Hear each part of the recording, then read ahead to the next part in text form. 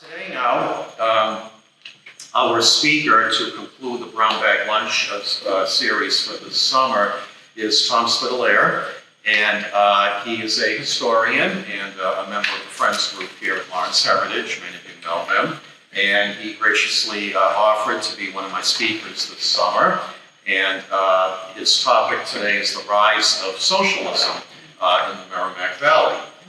So I'm sure it'll be very interesting, and I see that Tom brought in some paper items as well, which I'm sure he will talk to you about. They will align with his presentation. All right. So Tom, it's thank you, Rich. You're welcome. Thank you everybody for coming today. All right, socialism is a funny word. No, I'm serious. I'm going to do a quick definition of socialism because there's a problem, there is a major problem in the area. People don't always understand the words that we use today, okay? For example, the word savages, okay? They're on monuments. They originally meant people who roam free land freely. They live off the land. That's what savages meant. Today we use that word differently, as they're bad people. So, I'm going to give you the definition of socialism before we even start this, so we all know what we're going to be talking about today. All right? And I pulled this one right off the line, so. And with my age, I now need glasses. Okay, socialism is a left-wing to far left economic philosophy and movement encompassing a range of economic systems characterized by dominance of social ownership of the means of production opposed to private ownership. As a term, it describes the economic, political, and social theories and movements associated with the implementation of such systems. Social ownership can be state, public, community, collective, cooperative, or employee. While no single definition encapsulates as many types of socialism, social ownership is one of the common elements. Different types of socialism vary based on the role of markets, planning, and resource allocation, on the structure of management and organizations, and from below or from above approaches, with some socialists favoring a party state, a technocratic driven approach. Socialists disagree on whether government, particularly existing government, is the correct vehicle for change. Okay, so now, and it goes on and on and on. We're not. All right, so during the late 1800s, early 1900s, there's a lot of stuff going on here in the Merrimack Valley. We got the mills are busting open here in Lawrence. There's mills in Methuen, mills in Havel, Lynn, Brockton. They're all over the place. Immigrants are coming into the cities, all different immigrants. Now they're coming from all over the world. So in the United States, we have, and I'm not saying this, I'm not favoring one because we're in a public building, so I have to be careful.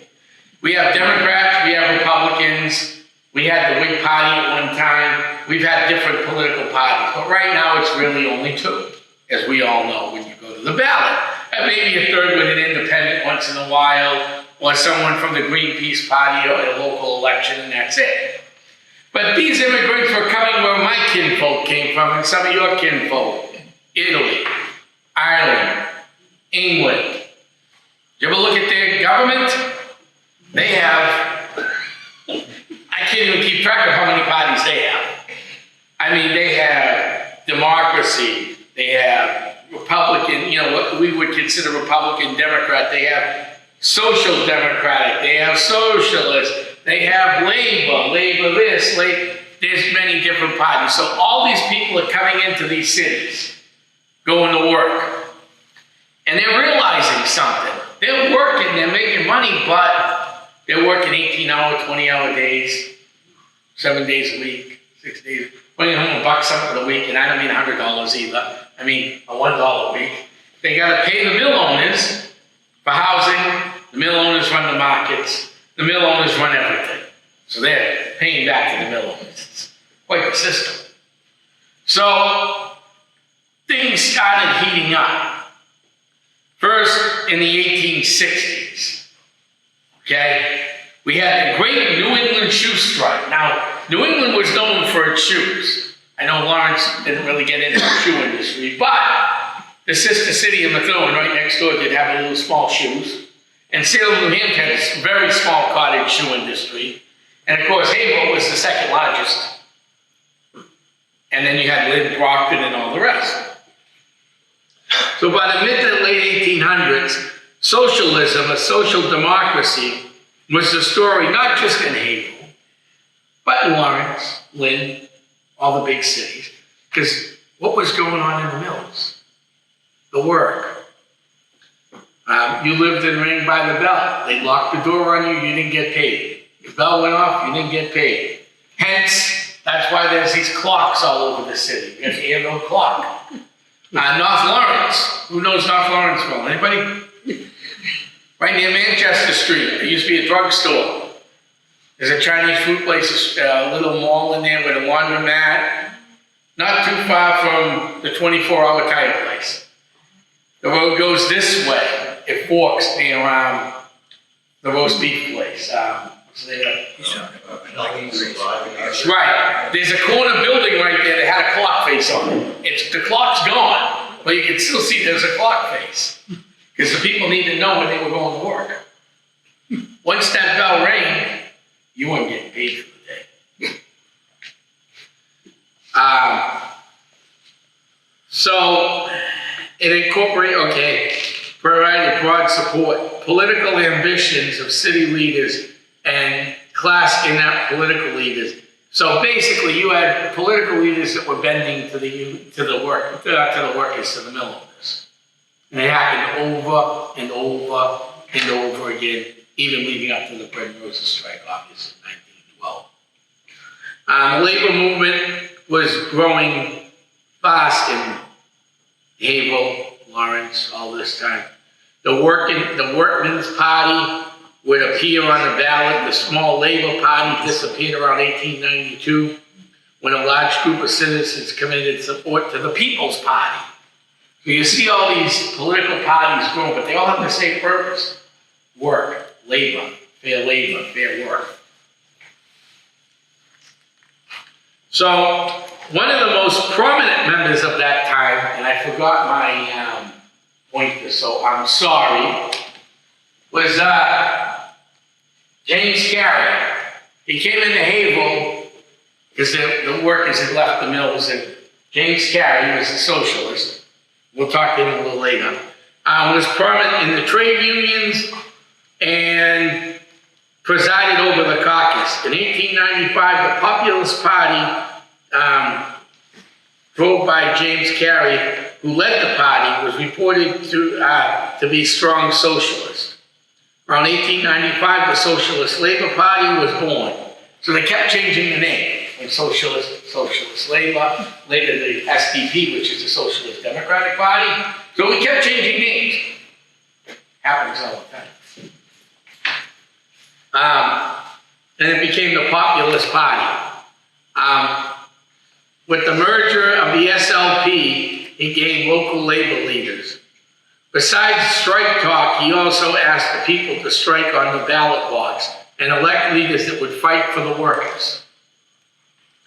The Socialist Party was working hard, providing citizens, workers of Haverhill and Methuen, Lowell, Lawrence, Brockton, all over the place. Better working conditions in 1893. During the strike, which will provide some rations for the workers. So they actually provided some rations, the shoe strike, but it didn't really last that long because, like I said earlier, the mills controlled housing, no matter what city it was in, Lawrence, Haverhill, Brockton, Georgia, you name it. They had the big mills, they controlled everything. So it didn't really work that long. So the shoe strike didn't really end up being what another strike turned out to be. Okay? The working conditions during the strike. The socialists continued to grow strength due to, and then, of course, then there was conflicts and resurgence of the Republican Party. Kerry lost the election. The Socialist Party kind of went away.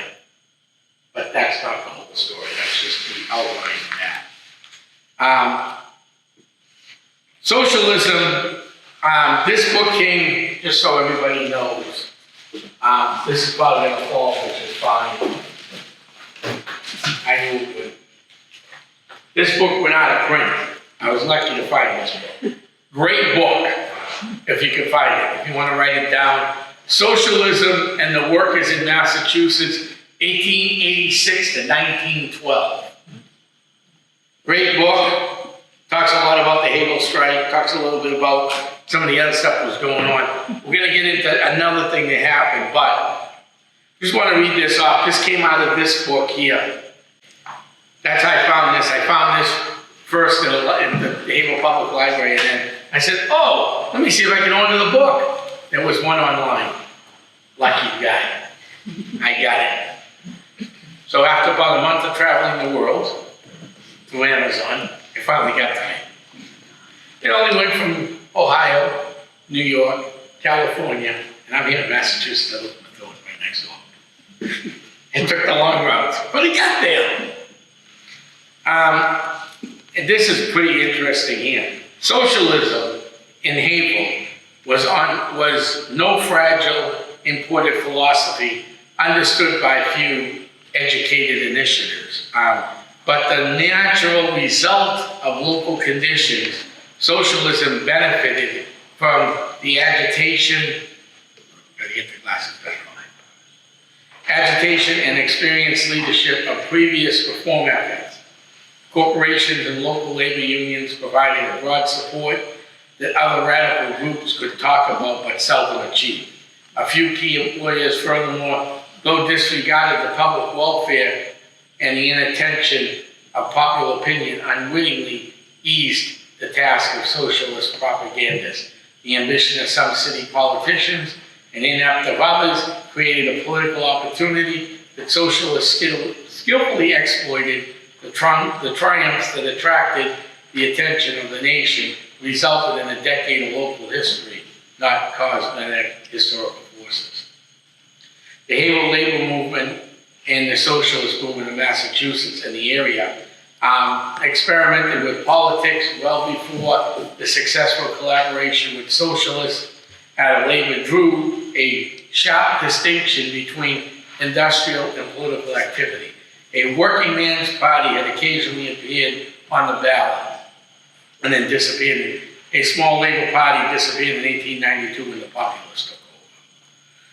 Now, that was in 1892. Towards the end, now, so you have more immigrants coming in, right? And then we're going to get into the guy I'm going to be speaking about in a few minutes. But you have more people coming in. The Italians started coming in. They built all these mills. A lot of these Italian immigrants, they built the mills you see here in the Merrimack Valley, okay? And it was not easy laying all these bricks. Imagine the bricks it would take just to build. This is a small building. Imagine building something like the American Moon Company, which is half the size it is today when it was originally built. Imagine that. That's a lot of labor. That's a lot of work. Those brick guys built dams. The Arlington Mill Dam. They also built Rockingham Racetrack later on. These were all immigrants who were doing this work. And they weren't treated well. The pay wasn't great. Nothing was great. But they wanted to come over and work. In the late 1890s, there was a trolley strike. Not many people talk about that. That was done by, and who filled in for them? For the Italian workers. Well, the trolley workers were on strike. It was the Italian immigrants that filled in. They lived in Lawrence, and certainly not in Andover or North Andover. It would have been definitely Lawrence. Because this was the poor communities where the immigrants were landing. So that strike, the shoe strike, things are going on. But things didn't really get pushed till the 1912 strike, when things, because all these little strikes, things were done effectively, some stuff, but ineffectively for other reasons. And they learned from the ineffectiveness of those earlier strikes why 1912 was the big one and why we still celebrate that today. John Calvin Chase. He was born to a working man's family in May 27, 1870. There's a nice picture of Mr. Chase. Born in Gilmanton. Later moved. Gilmanton is up in New Hampshire. Nice area in New Hampshire. And then he moved, he did come to Haven, but first the family moved because the father had died. The father's buried in Ossipee. They moved to Ossipee so they could work in Rochester. So they came east. And then there was no work, that dried up, so he came to Haverhill.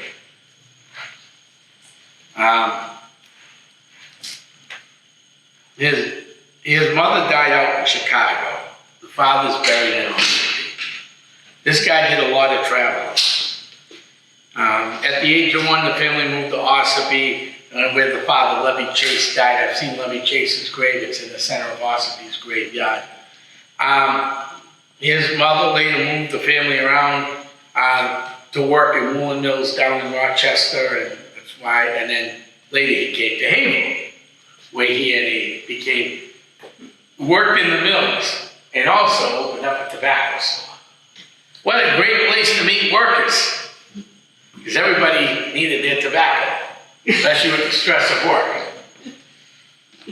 By the age of 9, he was working alongside his mother to help support the family. Having trouble finding steady work in Sanford, Maine, in Rochester and Barnstead, out that way. At the age of 13, he came to work in the shoe factories in 1883 in Haverhill. In 1888, at the age of 16, he joined the Boot and Shoe Workers Union and was elected a delegate to help organize a national convention. At the age of 16. This guy's a mover. In the 1890s, started off slow. Working conditions were poor, health issues of workers, long work days. In 1893, factories were cutting hours, leather prices were going up, shoe sales were going down, economic depression, which by December was the peak of the busy season, and March of 1895. It was that time 3,000 shoe workers made up of Italian and Jewish immigrants walked out of the Chicken and Spalding factories located on River Street, and then they were producing. They were the 2 newest factories in Haverhill. They weren't downtown.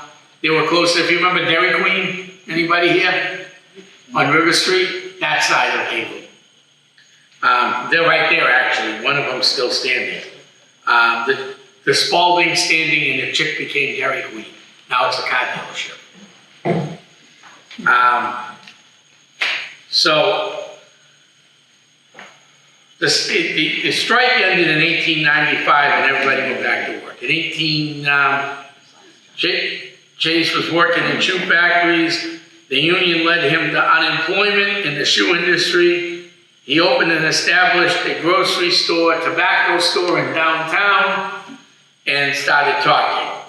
So he opened up the store. And then his political career took off because he was talking to people. A member of the People's Populist Party in 1890. 1894, the Socialist Labor Party of America. He was a delegate there at the National Convention. In 1886, he committed a member of the Marxist Party and ran for Attorney General of Massachusetts under the Socialist Labor Party ticket. Needless to say, he lost. In 1898, he returned to Haverhill under the Socialist Labor Party and started a charter in New York City, ending Then he ended affiliation. He lost in New York City, ended affiliation with the Socialist Labor Party. In March 1898, he organized a new party, the Havel Socialist Democratic Party. And it was headed by Victor Berger and Eugene Debs. And then they changed the name to the Socialist Democratic Party. In 1898, he ran for mayor of Havel and became, it was actually 1898, the first socialist mayor elected in the United States. In 1899, he was re-elected, and in 1900, he lost the election. 1901, Socialist Democratic Socialist Party merged. Chase was named a national organizer when the party merged. So now they're moving up the ladder. But Mr. Chase always had a way of moving up and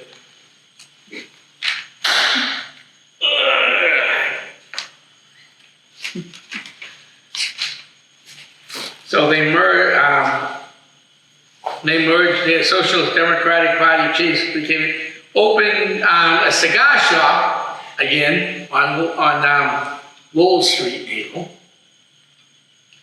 and actually opened up one in downtown Lowell too. So he had two of them. So he was always with the workers. 1902, 1903, Chase was named the Socialist Party candidate for governor of Massachusetts. He did well. He captured 8.4% of the vote. The second campaign, he did a little worse, 6.4% of the vote. Later, Chase was elected to Secretary of State under the Socialist Party in New York. In 1906, he was selected a candidate for governor of New York and lost by 21,756 votes, 1.5% of the vote. 1920, Chase ran for U.S. Congress 3 times as a socialist in the 20s in the 14th District of Ohio and lost. John C. Chase died the 27th of January 1937 in New Brighton, Pennsylvania. That's not that far from here. One of these days I'm going to get my car and drive out there and try to find his gravestone. But Chase went everywhere. Where he kept moving to was where there were labor issues, workers' issues. Lawrence, Haverhill, New York, even Ohio, they had other issues out there. That could be a whole nother talk. You thought the workers of Lawrence were treated bad. See how some of those wheat workers were treated in Ohio and out in the, what we call the corn belt, or, you know, the belt out there. You see how those workers were treated. That's a whole nother talk for another day. But that's what gave the rise of socialism, and it was the problem was right here in the Mills, the way people were treated. They went, yes. I'm just curious, you know what the platform of the Socialist Party that he was running under at that particular time? Was that an actual attempt to take over the means of production, or was it primarily labor-related issues? It was all labor-related issues. Okay. They were just, what he was trying to do was bring what we have today, the 40-hour work week, the fair labor laws. We didn't want children under, you know, we didn't want 3-year-old kids in the mills working, 4-year-old, 7-year-old is, you know, they want them to have a childhood, like, thank God most of us did here. You know, any of you guys ever worked in the mills at 7 and 8? No? Okay. 20 years ago, if I asked that question, there would probably been a few hands raised. 20? Yeah, about 20, yeah, because, yeah, my grandparents, yeah. Maybe if you ask the question for somebody who lived in Georgia or the South, you get a different answer. Okay, did anybody live in the South? No. That's a good one, though. I didn't even think of that one. You're right about that. Okay. So that's what he was all about, was basically the workers. They weren't getting treated fairly at all. And that's why you had, and then, you know, things didn't work out as one. He did something else. Later on, though, remember I told you he would rise and then get squashed? When I first started looking into John C. Chase, there's not a lot of information on him at all. I'm actually in the process of trying to write a book on him. It's not been easy at all. A lot of the paperwork I got here is really about the shoe strikes and stuff like that, and some of the working conditions of the problems you could read off of these things here. If you come up with it when I'm done, and I'll answer any other question. But on him, there's not a lot of information. So Havel had a file folder with maybe 3 pieces of paper in it, not much. He was born in Gilmanton, so I figured New Hampshire would have a lot to do. I was up in New Hampshire at the State Library in Concord, doing research on something else, another book I'm interested in writing in. And I said, well, I'm up there, I'll see what they get on John Calvin Chase. I don't have it with me. So it's an 8x10 sheet that was photographed. It's a paragraph about yay big on an 8x10 sheet. That's it. So I said, okay, let me call the Socialist Party of the country and find out what's going on. They must have a folder on this guy. Because if you call the National Republican Party, Democratic Party, and you ask, we'll just throw names out there, Reagan and Kennedy, you could probably get information if you couldn't get it at the libraries today, but you could get plenty of information on those 2 presidents. So, well, maybe they might have something. They had nothing. It was a coffee shop in Washington, D.C. Now, I've been coming to Bread and Roses for a long time, so I started asking the groups that come up, like the socialist, all the socialist groups, the workers group. I looked at their books, bought a couple of their books. There might have been a third of a page out of a 300-page book on it. So I said, what happened? Well, I finally got an answer. In the early 1904, 05, John Calvin Chase had a falling out with Eugene Debs. So Eugene Debs was the big socialist. He was the leader of the party. So I'm assuming whatever files had on them went into the circulating filing cabinet over there. So there's not a lot of information on this guy. But you can see over here, and at this time when I did this, no one knew where he was buried. But if you Google John Calvin Chase, there's 3 of them. There's one near Florida, one in South Carolina, one in Pennsylvania. Okay? And they're all around the same age bracket. That's the problem here. It's not like, one might be a little different. They're all around the same age bracket. When I found out the actual date he died, because I had 3 different dates for him. Because this is constant research. I did this a year ago. Next year, they'll probably, if I do this again, it'll be a whole different talk. Same general ideas, but I'm going to probably have more information because it comes in drips and drabs. So at the time when I did this board up, I got to replace some of these boards and change them around, but I did not know where he was buried. Now I figured he's in Pennsylvania, which isn't that far away, so I'll skip it a jump. Get my car and just drive out there. And that would make sense because he always went where there were mills and workers' issues. He always stood strong for the worker. He didn't want to change, like the socialist definition I gave earlier. He didn't want to control the mills. He just wanted to make sure the workers were treated fairly. Overtime, fair wages. And because of the work he did, the shoe strikes, the stuff that he did do, the shoe strike in Havel, Lynn, and Brockton failed for one reason. And it failed mostly because they were running out of money. Okay? They were running out of money to pay for groceries, to pay for rent. So when the strike in Lawrence hit, when they came in the IWW work, you notice they set up grocery stores. They helped people pay for their rents. They sent the kids to Vermont, a lot of them, on the train to IWW. So because they were able to do that, the strike was able to go longer in Lawrence, and they were able to get the end result that they needed to get. Where in the earliest issues, the rail strike and the Andover and the shoe strike, there was some end result. Not much, but some. politicians didn't listen, but after the kids were being moved out, the mill owners had lost total control by 1912 of what was going on. They couldn't produce much. That's why that strike survived. And that's why we have the turnaround we have today. And the work, the way we live today, and the 40-hour work week and all of that, because of the work that was done leading up to it. There was lessons learned from all these strikes that were marginal at best. Because they didn't know what they were doing. They were just a bunch of immigrant workers. They came here for a better life. My own family, Italy, Portugal, Sicily, all came for a better life. That's what they did. But they got here and they got to work. Yes, there was money coming in, but at $1.50 a week.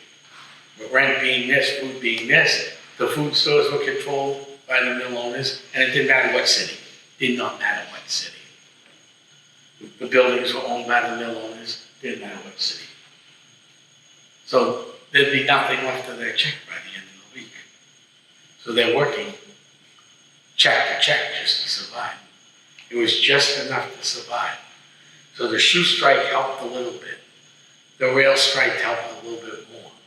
But it also rose up to this end of socialism and gave birth to the socialist movement in this area. But as quickly, once 1912 was over,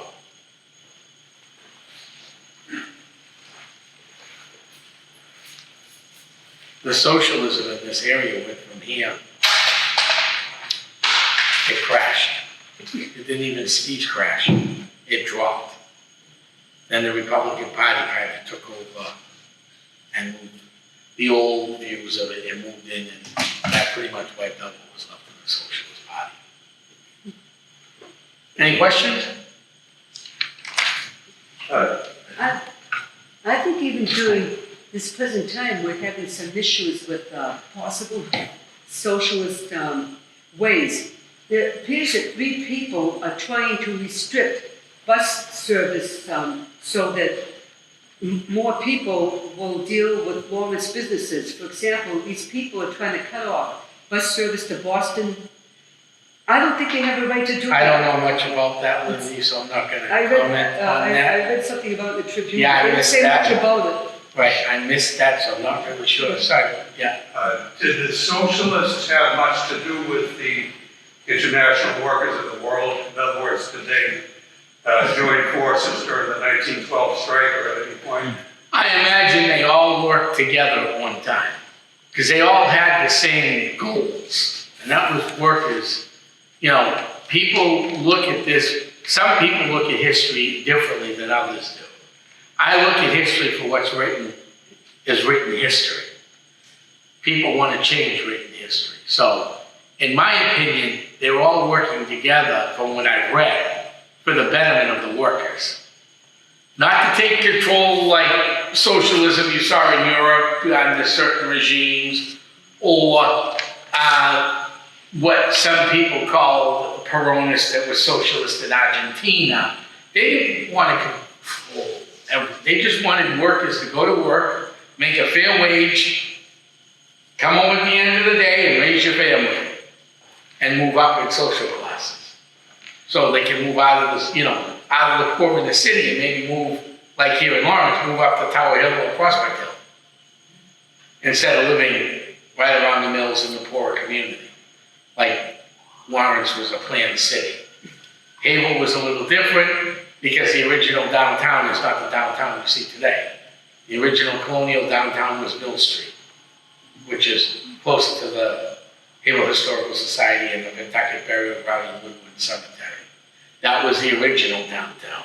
The industrial downtown is what you see today, where all the great restaurants and shops are and everything else.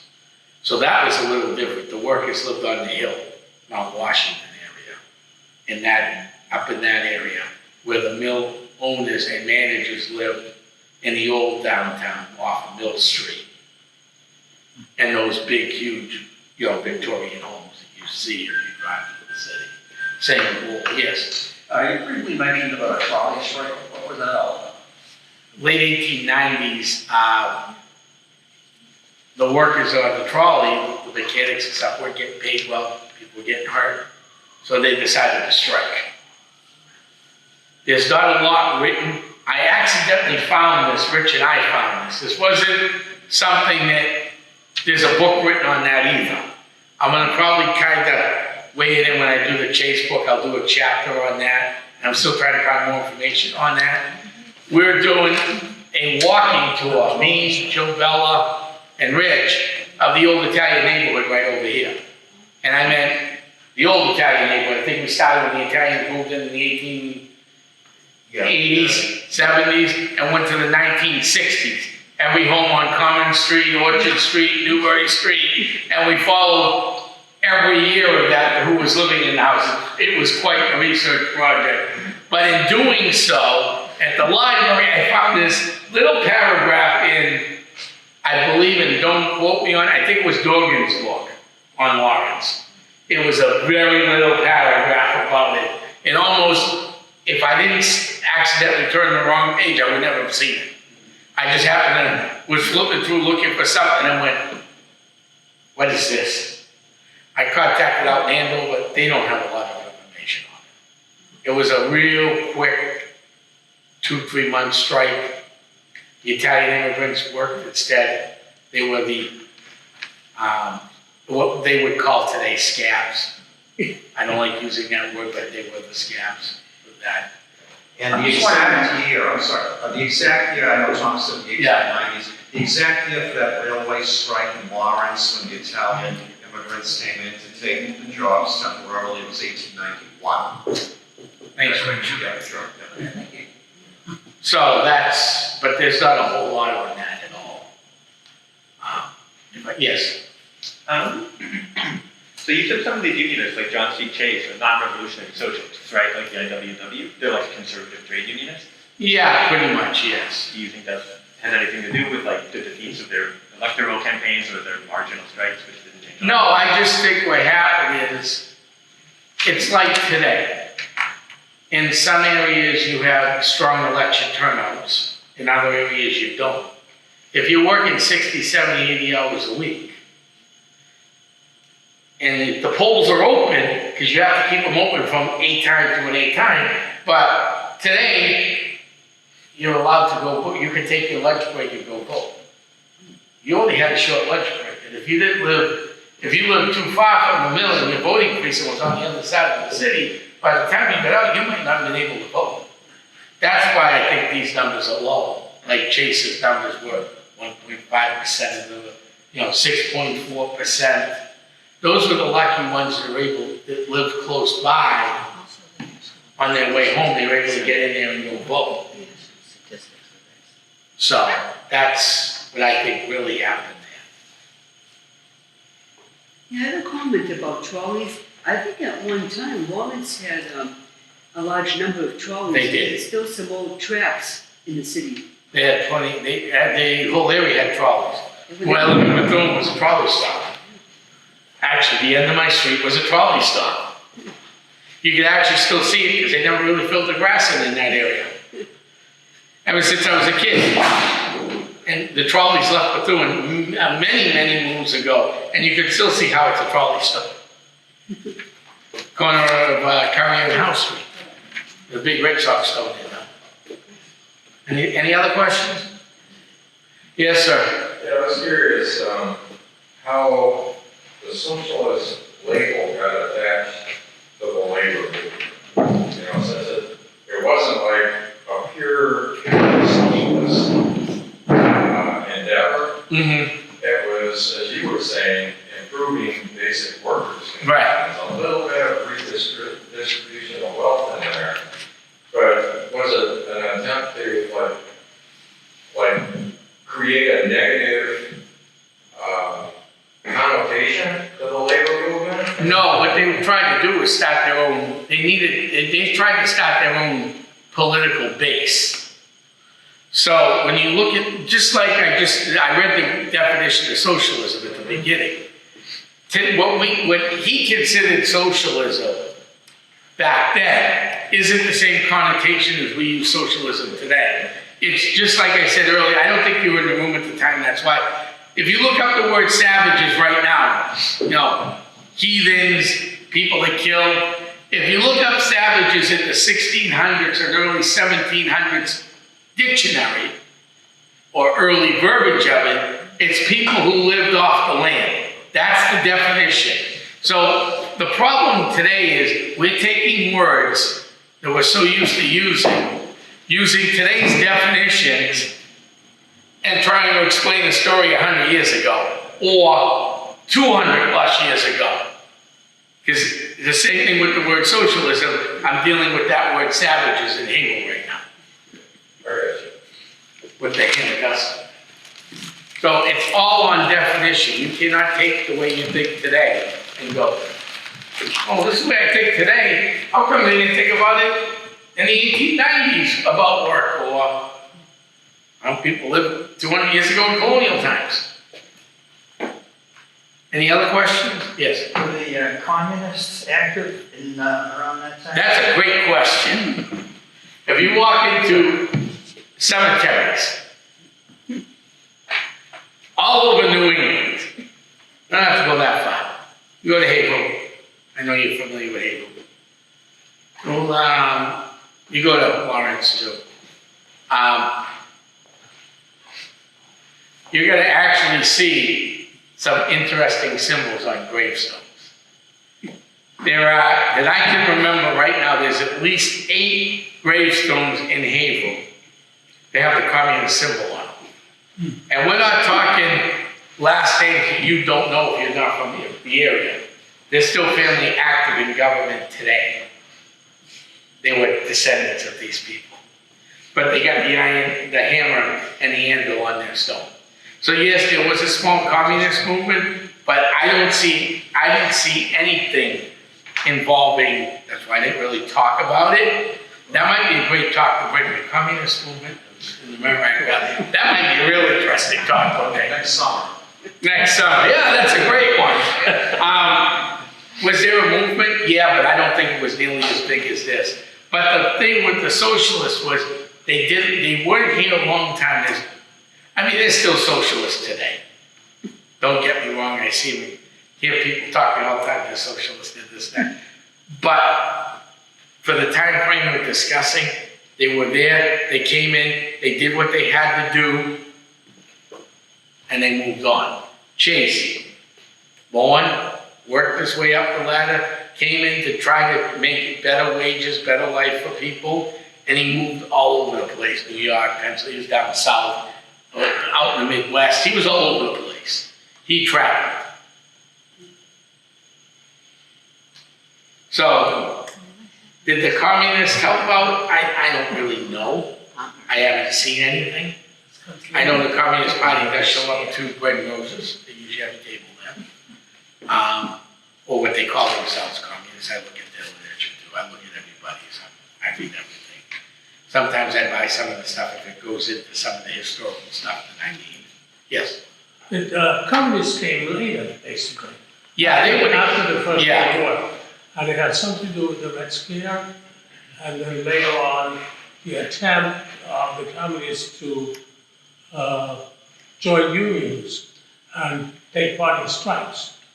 And there's going to be a presentation at the festival. Oh, there is, okay. One of the activists who was here in 1931. Oh, In 1931, textile strike in Lawrence. Which was a Ah. communist union. And there are 2 women communists who were active in that, and both were called the Red Flames. Oh. The presentation at the festival is going to be about the second Red Flame by the name of Dorlap.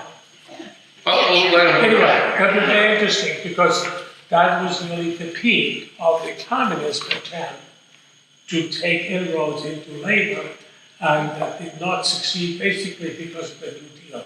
The New Deal was so popular and so broad, they didn't have a cause anymore. Ann Burlap Timpson, Yes. okay. her granddaughter is going to be talking about her Oh, okay. granddaughter. That, It's in Lawrence History Live. on the All right. afternoon. Make sure you guys go see that one, that'll be a good one. Yeah.